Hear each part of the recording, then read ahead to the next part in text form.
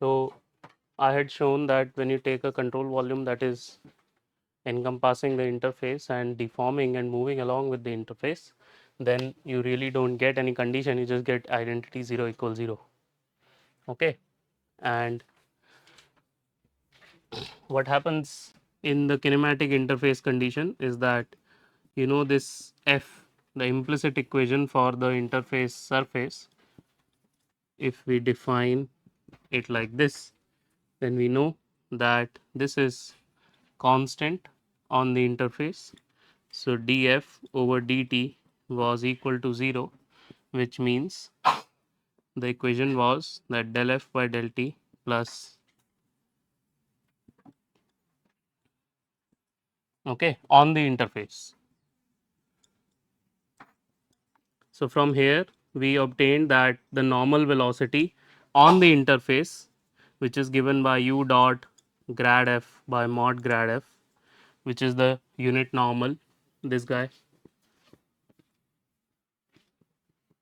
okay, this unit normal, this is equal to 1 by mod grad f del c over del t, because minus of del f over del t is del c by del t, which is this interface equation or surface. Okay, so this is what we had arrived. So normal velocity is this, and then we said that okay, the whole velocity is equal for the two fluids, normal velocities are equal and equal to this, so that means the tangential velocity should also be equal.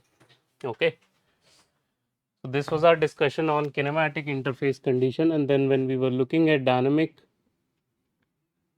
interface condition, in this case we had actually considered the momentum equation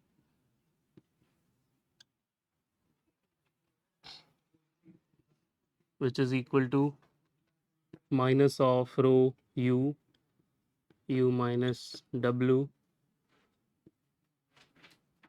dot n ds. So over this, and then we had written the body force term, and then we have this stress tensor term, and then we had written another force for which we had considered a zoomed in image of this control volume, let us say. So this is that control volume and this is your interface. Okay, so if this is your, let us say, this is that surface, okay, and the surface normal is our n hat, right? The surface normal is our n hat, which is going to be this guy, and then if we have a t hat, then I had defined a vector m hat as this, and the force of surface tension was something like this over the interface, or this curve actually for now. Okay, and then I had shown that this sigma mdl you can write. So this sigma mdl, what did we write it as? This was the integration over the interface of grad s sigma minus del dot n hat of del dot n hat sigma times n hat. Okay, this was the integration over this surface now. Okay, because we had applied the Stokes theorem. So this is the curve C. Okay, this is that curve over which we are integrating. So we will replace the curve integration with the area integration, where area is the area enclosed by that curve, which is this interface. Okay, applying this to our control volume in the limit of 0 volume, we had obtained the equation. So all of these terms go to 0, and then we had obtained the equation that T dot n ds on surface 1, which is this guy, which here is this surface in front of you, this plus T dot n ds on surface 2 plus this surface tension force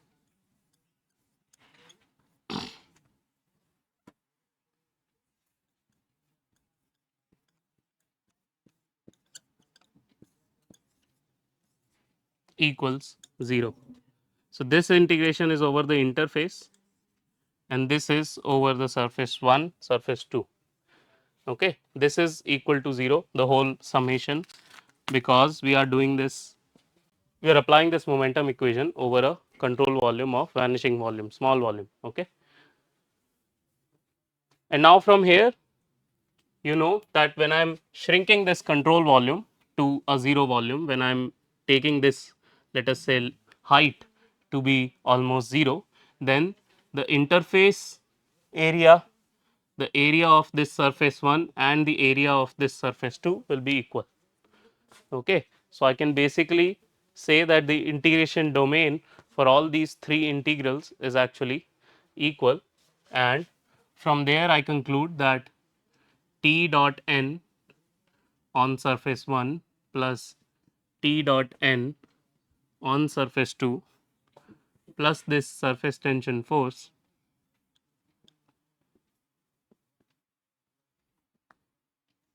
equals 0.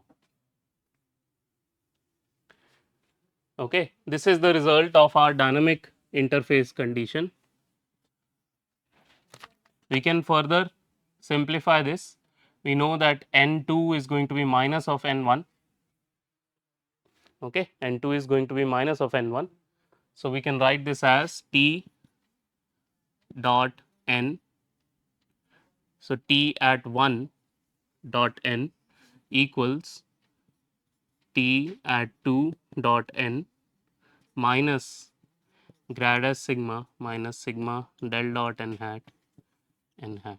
Okay. So, this n hat is the normal at the interface. Okay. This is your n1 and this is your n2.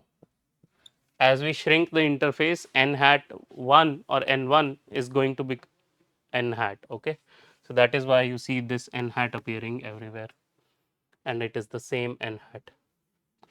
I had written this del dot n. So, this is defined, this is how things are defined, there is no derivation here. This is called the mean curvature of a surface. Okay. This is called a mean curvature of this of a surface.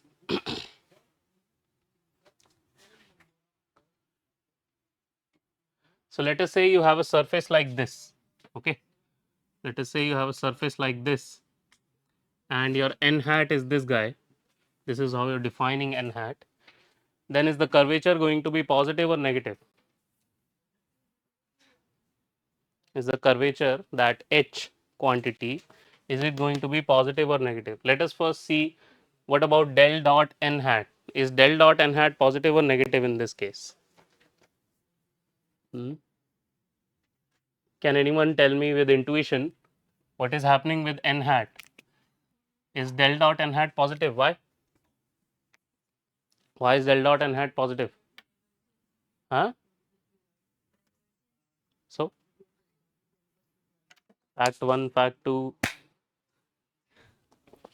make no sense. Even then, we will combine them. It's like I have a pen, I have an apple. So, why is del dot n positive here? So, I have a pineapple. Why is del dot n positive? Think about it. So, first thing that I had told you is del dot n is actually equal to the surface divergence of this guy.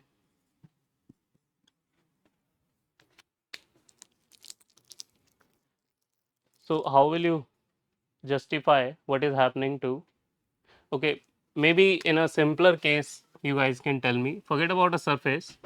Let us just look at it in this view. Okay, let us say this is your curve and this is your n hat. Now, for this, what is the variation of n hat? Let us say you want to derive del dot n hat, which in this case is simply the variation of n hat. What do you think is happening to del dot n hat? Uh,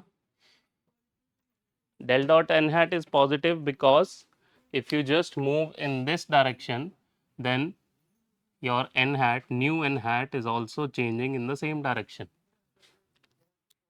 Okay. If the curve was like this, then n hat would have changed in the opposite direction compared to the direction in which you traverse. So, in that case, del dot n hat would be negative and your h would be positive and vice versa. So, here del dot n hat is positive, so h is negative. Okay.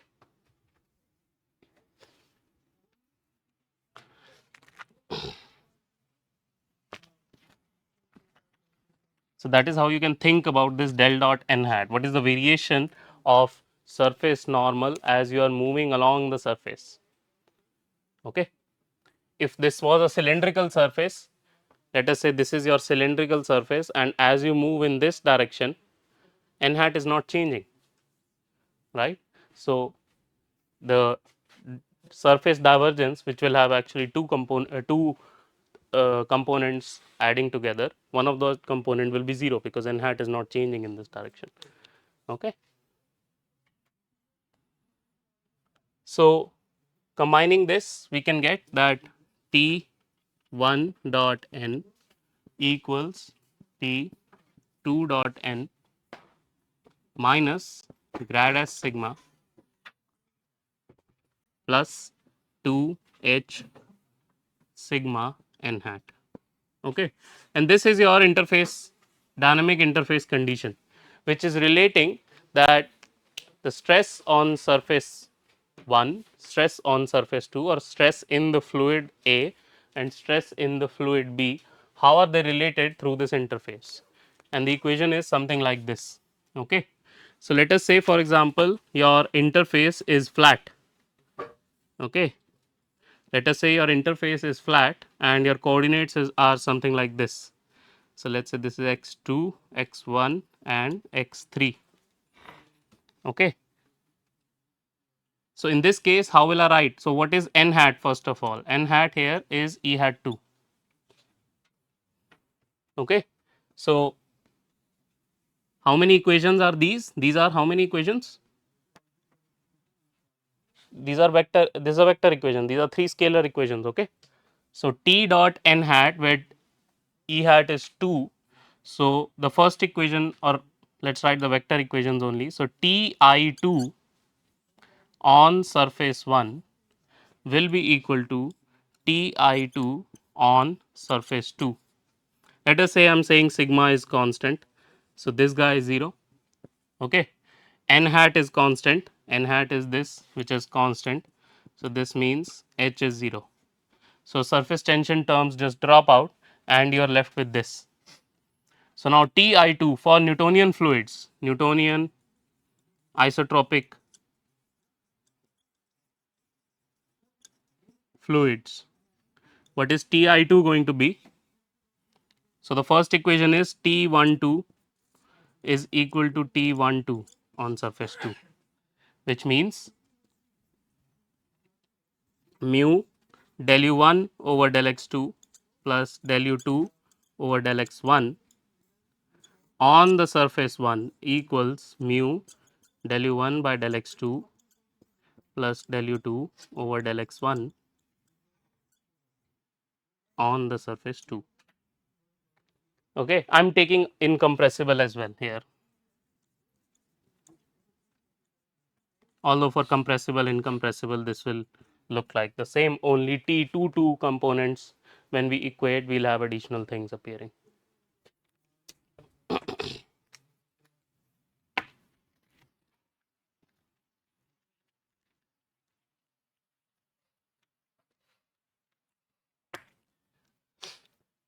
So, T22 when we equate them, then our interface condition is going to be, now what is the additional term that is going to appear when we write T22?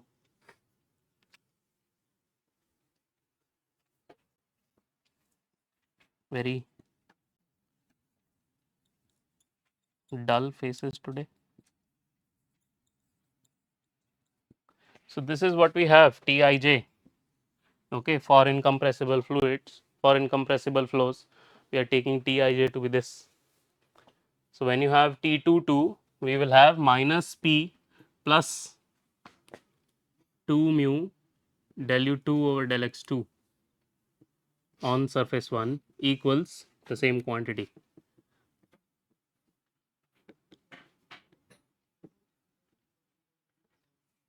Okay, and now you can think how would surface tension appear in that formula which you guys know, that pressure jump is equal to the surface tension force or whatever. If your H was not 0, you would have n hat, let us say locally n hat was E hat 2, then it would appear in your normal stress equation. Okay, so this is your equality of shear stress. Okay, similarly you will have T32 1 equals T32. Okay, these two are equality conditions of shear stress and these are equality conditions of the normal stress in the absence of any surface tension forces. If you had surface tension forces, then these conditions will change. The shear stress terms will have some grad S n. The shear stress terms will have some grad S n. Okay, and the normal stress terms will have the surface tension force which you guys are familiar with, which is due to the curvature of the interface.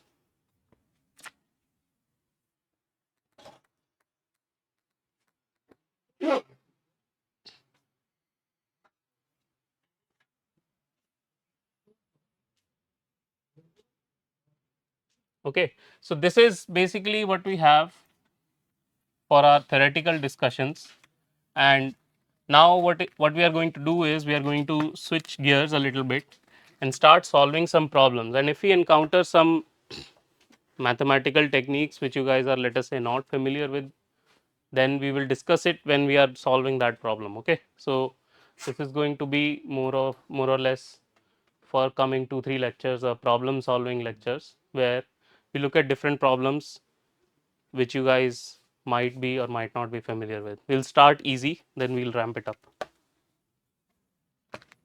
Any questions so far?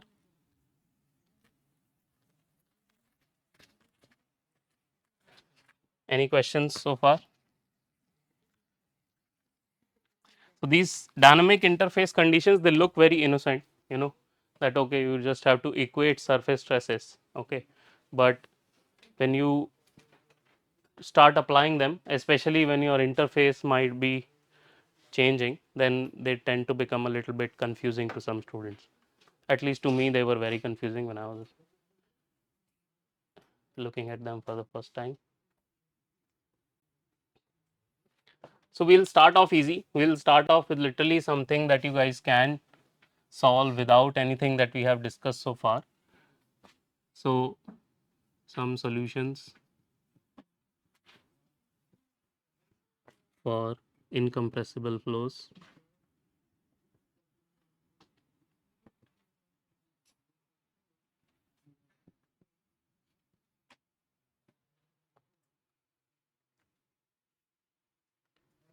Before we start with some solutions, I would like to actually, let's not list the assumptions now. We'll just take the assumptions as we encounter them.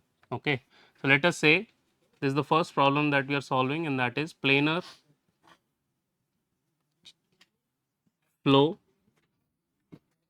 in a channel. So by channel, what I mean is something like this, which you guys know. This is a slot. This is a wall. Both of these are walls. Now what we will do is we will try to complicate this just a little bit and say that one of the walls is moving. Okay, and we will also say that there is a pressure gradient. So there is a pressure gradient in this. We'll just say there is a pressure gradient. Okay, there is another way of saying this. This is planar flow in a channel driven by pressure. Okay, so each phrase that I add in defining the problem, it carries a mathematical meaning. Driven by pressure and moving wall. So each of these phrases, they carry a meaning, okay, and that is useful when we try to simplify our governing equations. So this is how I'm going to define my coordinate system. Let's say this is x1, this is x2. When we say something is planar or a flow is planar, then we are making the assumption that the velocity vector, which is usually a function of all coordinates and time, it is going to be just a function of two coordinates and time. Okay. So here the coordinates of which this is a function are x1 and x2. All components of velocity, they are functions just of x1 and x2.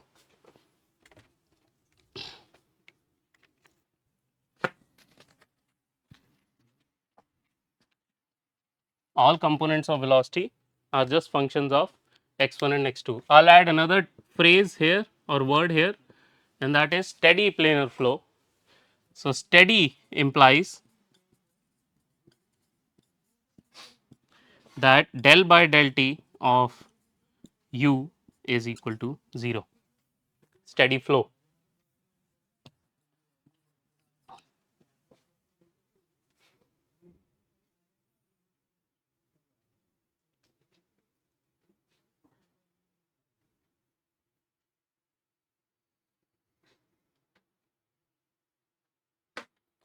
Another phrase that I'm going to add in my problem statement is steady planar flow in a channel. So instead of steady planar flow, I'm going to say steady planar fully developed flow. And when we say fully developed flow,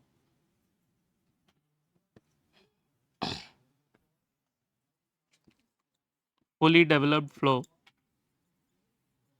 So the flow is developing. Okay, the flow is developing in what direction? X1 or x2? The flow is flowing in which direction? X1. So what we say is that fully developed flow means that del by del x1 of all velocity components is 0. Okay, del by del x1 of all velocity components is 0. Now based on these assumptions, we can solve this flow. Okay, we can solve this problem based on these assumptions. I'm going to write this is x2 equals, let's say, minus h, this is x2 equals plus h, or the opposite, sorry.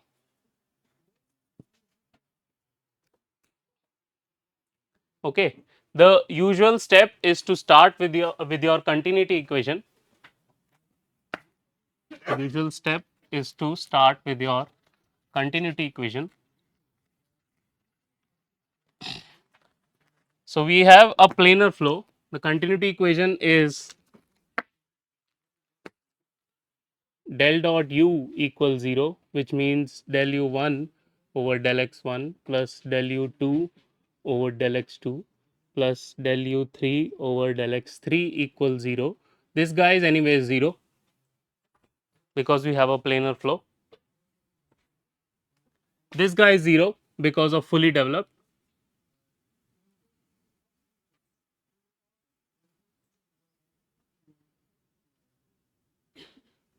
This means del u2 over del x2 equals 0. Actually, planar flow also means that the flow is in plane. Okay, so if the flow is in x1 x2 plane, then this also means that u3 is going to be 0. By the way, just saying that planar doesn't just imply how is the velocity varying, it also implies which velocity components exist. Okay, so when we look at planar flows in cylindrical coordinates, we are going to say, okay, the flow is in just r and theta direction, there's no z direction. Okay, so planarity doesn't just imply where the flow is varying, it also implies the flow is in one direction. As far as this course is concerned, it is planar flow is going to mean these things. Okay, from here we get that del u2 by del x2 is constant, is equal to 0, which means u2, if anything, can be a constant, because velocity cannot be a function of x1 since it's fully developed. It u2 cannot be a function of x2, so it can only be a constant. Now from hard wall condition, on either walls, hard wall on y x2 equals to plus minus h, whichever one you want to consider, you know that u2 is going to be 0. This is the no penetration condition. So u2 is going to be 0, which implies u2 equals 0 everywhere. So a combination of a fully developed planar flow, what it gave us is that there is only u1 which is only a function of x2 and rest all components are 0. Okay, just the combination of fully developed and planar flow, and of course we had to use the hard wall. If there was a porous wall, then the flow would be varying in the y velocity would be there. Okay.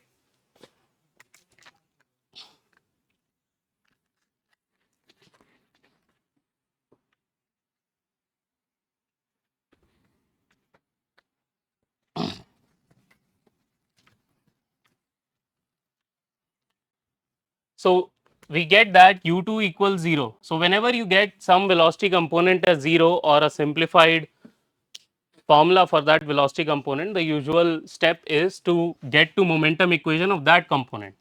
Okay, so we have two momentum equations in x1 direction and x2 directions. We will write the x2 direction momentum equation first. So we have del u2 by del t plus u1 del u2 by del x1 plus u2 del u2 by del x2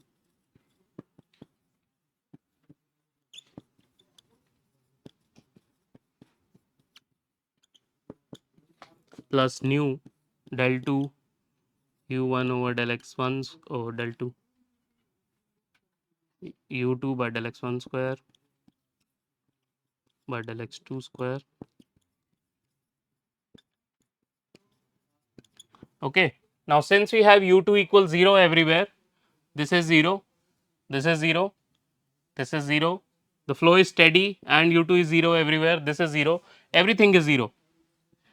So the y momentum equation or x2 momentum equation gives us that del p over del x2 has to be 0, which means pressure can only be a function of x1 direction. We are not assuming anything about pressure. Notice that in any of the assumptions I have not said anything about pressure. Okay, I have not said anything about pressure, only things that we are getting for pressure are from the equations. We are deriving the conditions on pressure. There is no assumption that is imposing anything on pressure. Now the x1 momentum equation, we have del u1 by del t plus u1 del u1 by del x1 plus u2 del u1 by del x2 plus u3 del u1 over del x3 equals minus 1 by rho del p over del x1 plus nu del 2 u1 by del x1 square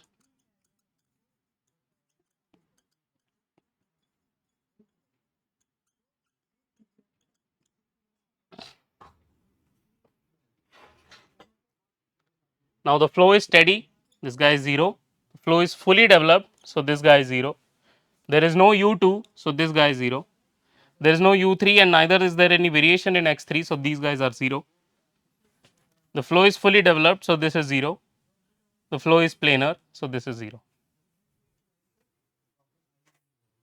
So the equation that we are left with is del p over del x1 equals, so I am going to multiply this nu and rho and write it as mu, the dynamic coefficient. We will have del 2 u1 over, since pressure is just a very function of x1, u1 is just a function of x2, I can replace the partial derivatives with total derivatives dp dx1 equals mu d2 u1 over dx2 square, and this is what we are left with from our momentum equations.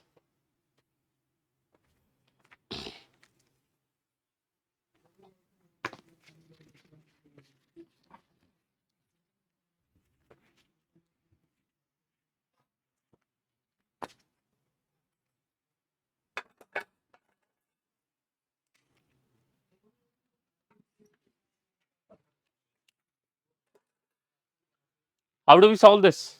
How can we move forward from here? How do we move forward from here?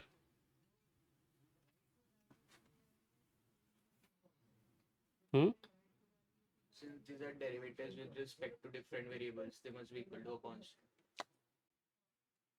That's not the correct reasoning in a while wording, but yeah, you are on point. These are not derivatives with respect to two variables. That is not a problem.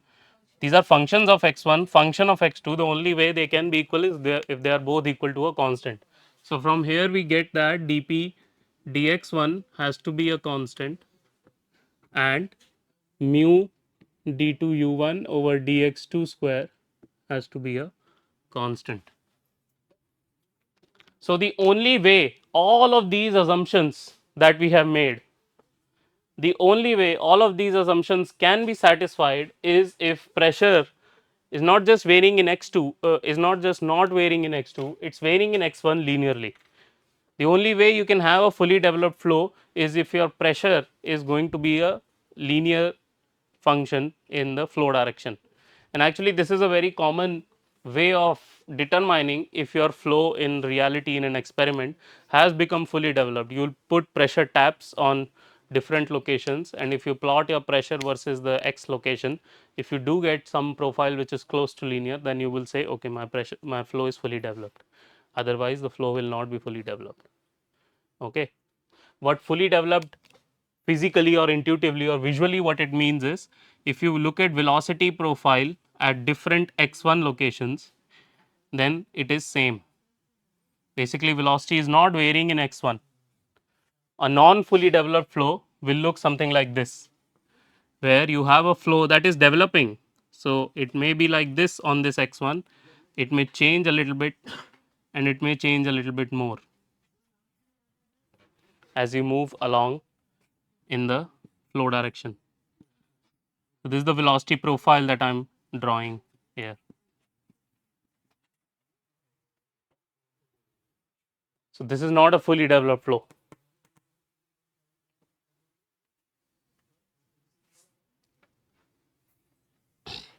So this means we can solve this equation. So mu d2 u1 over dx2 square equals dp dx1, which is a constant, which means u1 is basically 1 by 2 mu dp dx1 x2 square plus some constants times x2 plus some constant.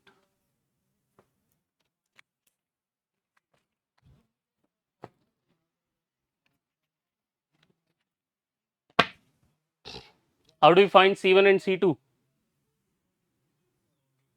Boundary conditions, right? What are the boundary conditions? So these are walls. So these are, I am going to say these are hard walls. Okay, even if they were porous walls, actually no slip still applies.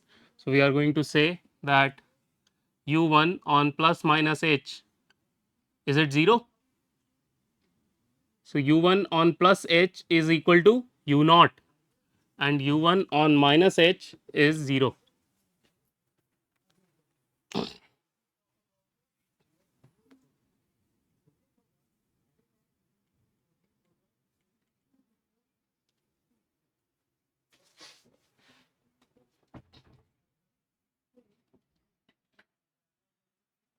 So what do we get when we solve? I'm going to remove, no, let's not remove, let's use that. What do we get when we put these conditions? So the two equations that we get are u naught equals 1 by 2 mu dp dx1 h square plus c1h plus c2, 0 equals 1 by 2 mu dp dx1 h square minus c1h plus c2. What do we get? Hmm? C2 equals, what do we get from here? C2 equals what? Just add those equations and tell me. What do you get for C2? बोलो भाई. Huh? U naught.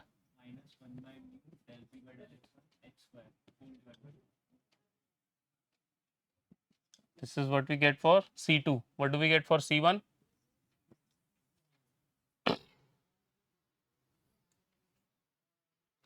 What do we get for C1?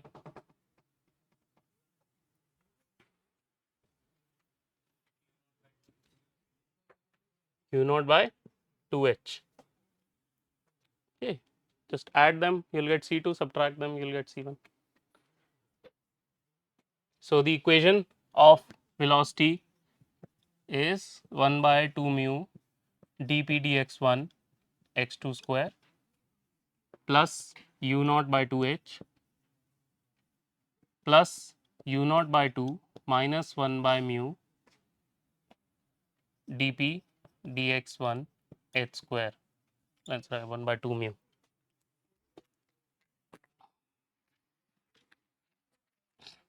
I can combine these two to give you further intuition about what is happening in this flow, and that is I can write this as, let's say, minus 1 by 2 mu dp dx1 h square minus x2 square plus u naught by 2, this should be x2, right, 1 plus x2 over h.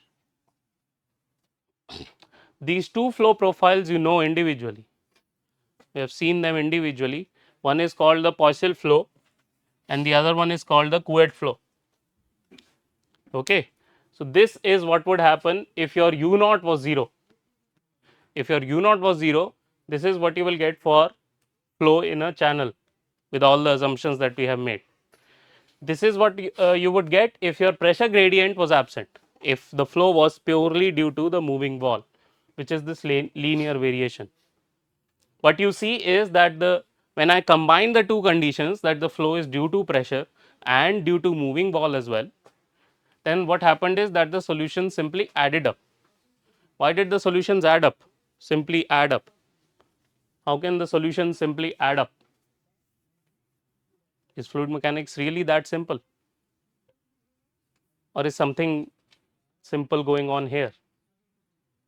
When can the solutions add up like this?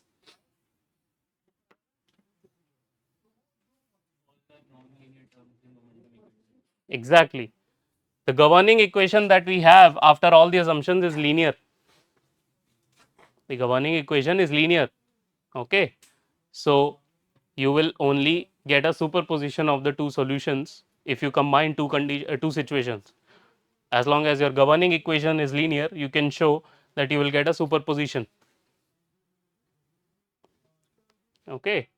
So, this is purely pressure driven flow, this is purely moving wall driven flow. So, the velocity profile in this case will actually look something like this. It will look something like this, let us say.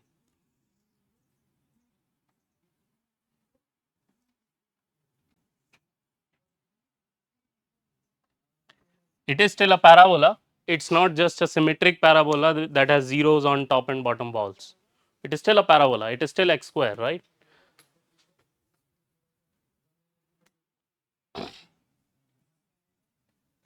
So, this is an important conclusion for these kind of flows. Okay.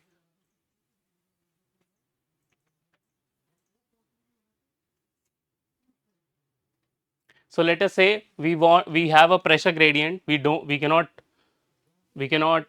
avoid this situation, we have a pressure gradient, but we want to avoid some flow.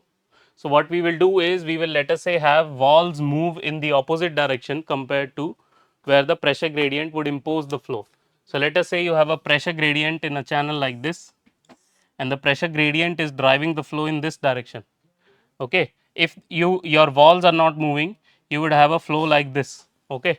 Now, let us say you want to impose a zero flow rate condition. How will you do that? You will say, okay, I am going to move both of my walls with some speed. Okay. And what that will result in is it will shift this parabola and you can keep shifting the parabola till you get a zero flow rate.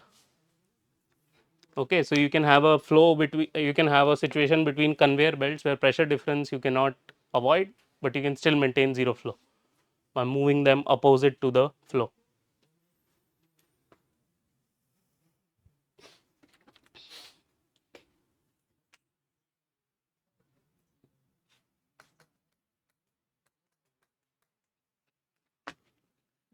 Now, in this particular case, I had not considered any body force. Okay.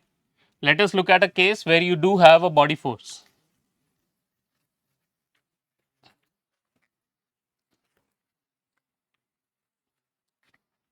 Let us consider a case where you do have body force. This is called falling film, where what you have is there is an inclined plane with an angle theta, you have gravity g, and you have a flow that is falling. Flow is, let us say, of some liquid, or let us say some fluid which is different than air, and you have atmosphere.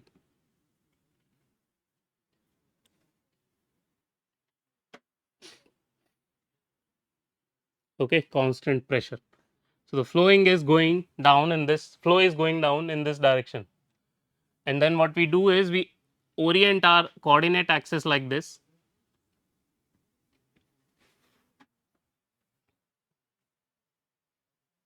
and we make the same assumptions, and those are: it is a steady flow, it is planar, it is fully developed. What we drop is we say that okay, there is no pressure, the flow is not driven by pressure. Okay, what we say is the flow is not driven by pressure. Okay, actually we don't say anything about pressure, and as you will see, we will derive every condition for pressure in this in this flow. As long as you don't say anything about pressure, okay, and I have said that the pressure outside the film is atmospheric pressure and that is constant, we will derive the pressure throughout. Okay, let us say that the film has a thickness small h, and this is where I have x2 equals 0. Okay, this is how I am orienting my coordinate axis. So I will still get from the continuity equation, we have del u1 by del x1 plus del u2 by del x2 plus del u3 over del x3. I am still assuming it to be planar. So this guy is 0. I am still taking it to be fully developed. So this guy is 0, which means again I get u2 equals constant, which means again I get that if inclined plane is a hard wall, then u2 equals 0 at x2 equals 0, which means u2 equals 0 everywhere. So I again get a flow that is taking place in only one direction, which is x1. So is it right to say that the flow is fully developed even though there is a component of G along the plane? So equations will refute that if it is not right. Okay, equations will be inconsistent. Equations will not be you will not be able to solve the equations without taking any variation in x1 direction. Okay, but that intuition you should you should be careful. So if there is a force, yeah, so why do you think flow will develop in x1? So the velocity will keep on changing. Why? Is there is a viscous force that can balance that force? Same thing was happening in that pressure driven flow, right? Pressure gradient applies a force. Same doubt should have appeared there also, that hey, pressure gradient is applying a force, how can this be fully developed? Viscosity can be equal to that pressure gradient, viscous forces. And that is actually your x1 momentum equation. It will reveal that your forces are balancing, forces due to viscosity and forces due to gravity, they are balancing each other.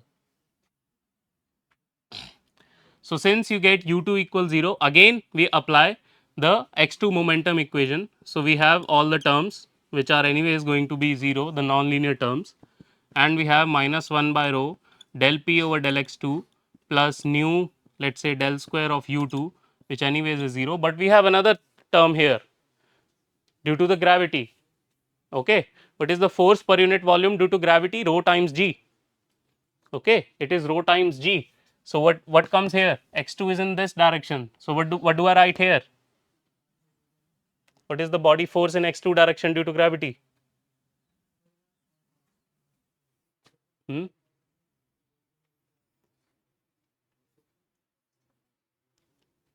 What, plus rho g cos theta or minus rho g cos theta? Are you sure? You're sure? No, it's minus rho g cos theta. Why are you getting confused? So this term is 0 because we are still assuming steady flow. All of these terms are 0, and what we get from the y momentum equation in this case is that actually I have divided by rho, no, so there won't be any rho here. So 1 by rho del p over del x2 equals minus g cos theta.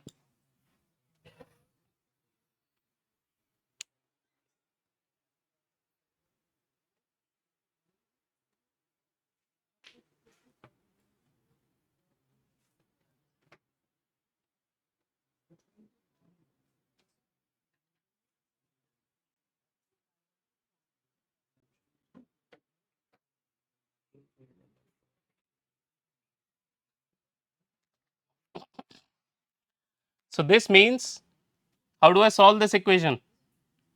The only way I can solve this equation is I can write P equals minus rho g cos theta x 2 plus some function of x.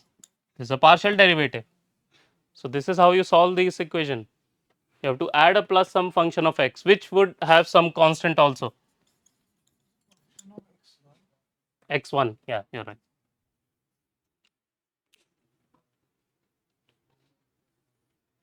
Okay, this is what you have. So, pressure is not constant here in x2 direction. Simply because of gravity, there is a variation of pressure, and this kind of variation we know is called the hydrostatic variation. Okay, this is your hydrostatic pressure variation, right? If you have a fluid in a beaker, you have height h1, then how is the pressure changing with the depth? This is that same guy. Okay, this is your hydrostatic variation of pressure inside the fluid film.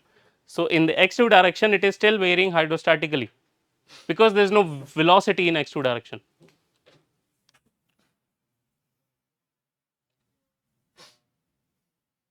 Now, the x1 momentum equation will give you the same things.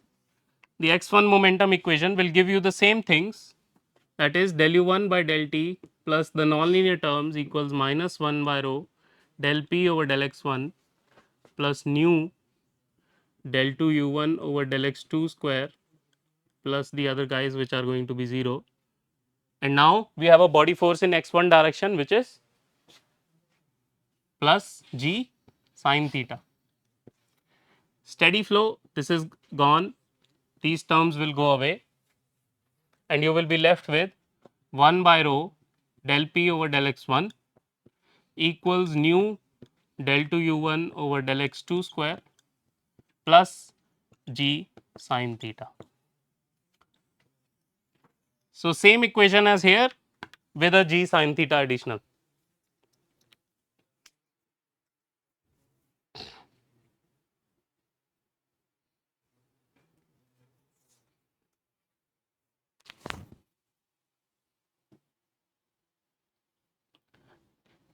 And now what we are going to do is we are going to look at the boundary conditions, and from there we will be able to simplify the pressure.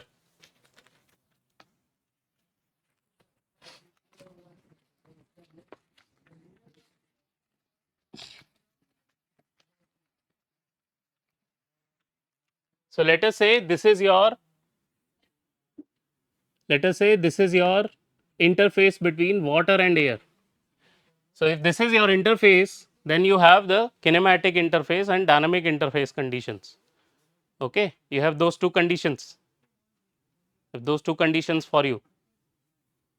Okay. So, this is an interface between the two fluids. You have those two conditions for you. Let us ignore any surface tension from our stress balance.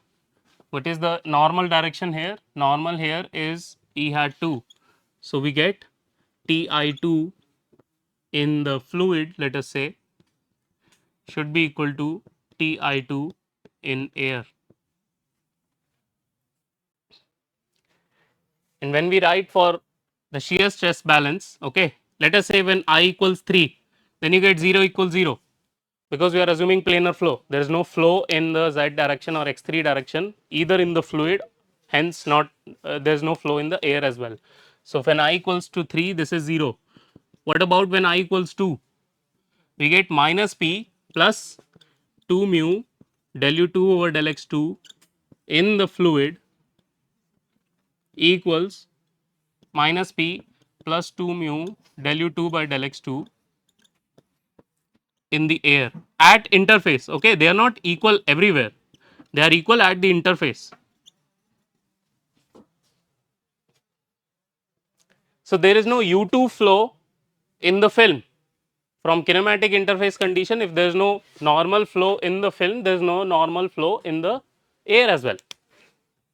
And that means minus P of fluid equals minus P of air, which is equal to minus P ATM, which we are taking as constant.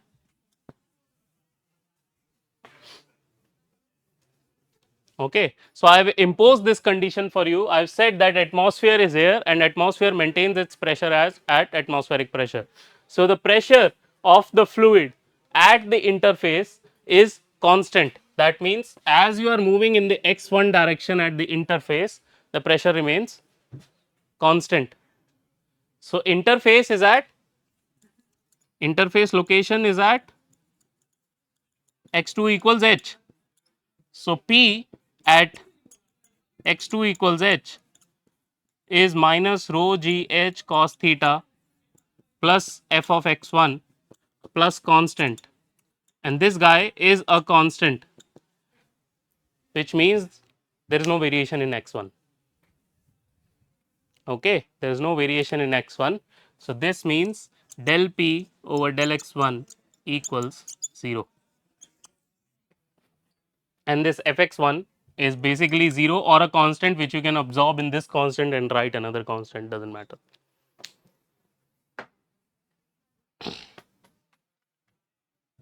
So this helps us simplify our governing equation to nu del 2 u1 over del x2 square plus g sin theta equals 0. Since u1 is just a function of x2, you can replace these partial derivative by this, and this is the equation that you have to solve. Now to solve this, we need two conditions, right? We need two conditions. This is a second order ODE. One condition you have u2 at u1 at x2 equals 0 is going to be 0, no slip condition. What is the other condition? What is the other condition? At x2 equals h, do we have any condition? Do we have any condition at x2 equals h? We can derive that when we consider I equals 1 condition here. So when I equals 1, you will get mu del u1 by del x2 plus del u2 by del x1 in fluid equals mu del u1 by del x2 plus del u2 by del x1 in air. This guy is 0. So you will get mu times del u1 by del x2 of fluid equals mu times del u1 by del x2 of air at interface. Always remember this. These conditions are at the interface. You can't just equate velocities everywhere.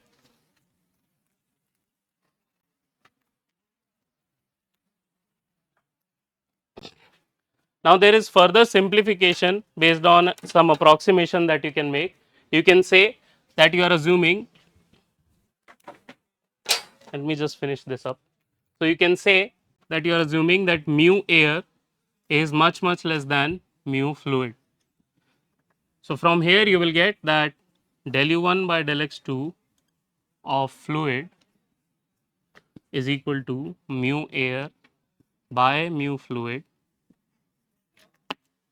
del u1 over del x2 of air. So if you are assuming this ratio to be small, mu air by mu fluid, you are assuming this ratio to be small for some finite value, even if there is a finite value of del u1 by del x2 at air, you can say that this guy is 0. Del u1 by del x2 of fluid at interface is 0. What we are saying is that the fluid velocity, the film velocity is maximum at the surface. Okay, and that gives you the two conditions to solve this equation. u1 at x2 equals 0 is 0, and u1 at x2 equals h is determined by del u1 by del x2 at x2 equals h is 0.